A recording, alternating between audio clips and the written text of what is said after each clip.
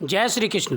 स्वागत है आप सभी का मेरे राधे कृष्ण ब्रजधाम यूट्यूब चैनल पर। आज मैं आपको निर्जला एकादशी की कथा सुना रहा हूँ। इस कथा के सुनने से सभी मनोकामना पूरी हो जाती है। निर्जला एकादशी के दिन भगवान कृष्ण की पूजा करने का विशेष महत्व है।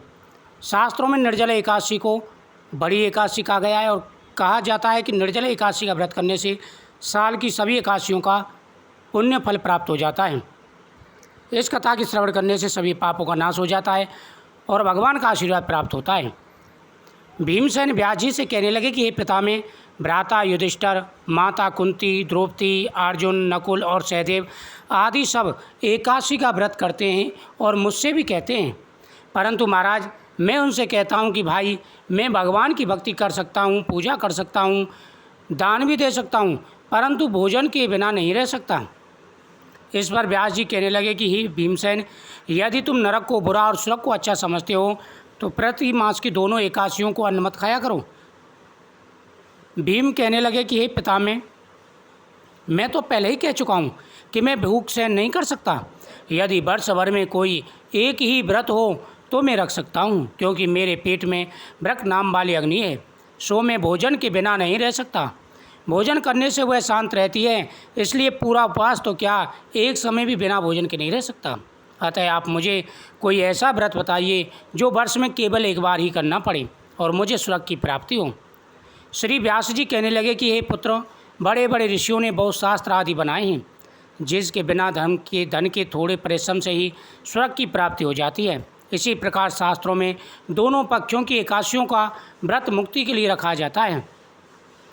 व्यास जी के वचन सुनकर भीमसेन नरक में जाने के नाम से भयभीत हो गए और कांप कर कहने लगे कि अब क्या करूं? मास में 2 व्रत तो मैं नहीं कर सकता। हाँ, वर्ष में एक व्रत करने का प्रयत्न अवश्य कर सकता हूं। अतः वर्ष में एक दिन उपवास करने से यदि मेरी मुक्ति हो जाए, ऐसा कोई व्रत बताइए। यह सुनकर व्यास जी कहने लगे कि वृषभ और मिथुन की संक्रांति के बीच ज्येष्ठ मास के शुक्ल पक्ष की जो एकादशी आती है उसका नाम निर्जला है। तुम उस एकादशी का व्रत करो। इस एकादशी के व्रत में स्नान और आचमन के सिवा जल वर्जित है। आचमन में 6 मासे से अधिक जल नहीं होना चाहिए, अन्यथा वह मदमांस के सदृश हो जाता है। इस दिन भोजन नहीं करना चाहिए, क्योंकि भोजन करने से व्रत नष्ट हो जाता है। यदि एकादशी को सूर्योदय से लेकर द्वादशी के सूर्योदय तक जल ग्रहण ना करे तो उसे सारी एकादशियों का व्रत का फल प्राप्त हो जाता है। द्वादशी को सूर्योदय से पहले उठकर स्नान आदि करके ब्राह्मणों को दान करना चाहिए। इसके पश्चात भूखे और सतपात ब्राह्मणों को भोजन कराकर फिर आप भी भोजन कर लेना चाहिए। इसका फल पूरे वर्ष की संपूर्ण एकादशियों का फल प्राप्त हो जाता है। व्यास जी कहने लगी, भीमसेन, यह मुझको स्वयं भगवान ने बताया था। इस एकादशी का पुण्य समस्त तीर्थों और दानों से अधिक है। केवल एक दिन मनुष्य निर्जल रहने से पापों से मुक्त हो जाता है।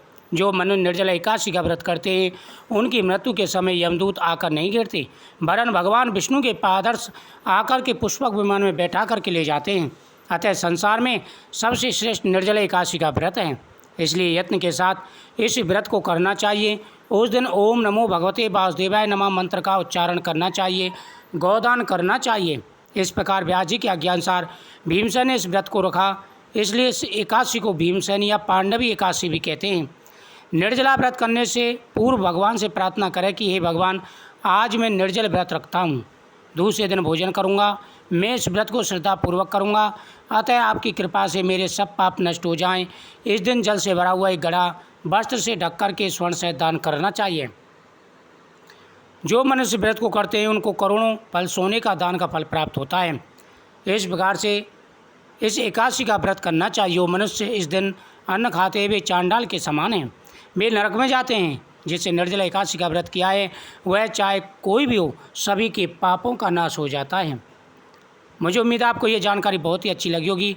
इस प्रकार से आप निर्जला एकादशी का व्रत करें, आपकी सभी मनोकामनाएं पूरी होंगी। ओम नमो भगवते वासुदेवाय।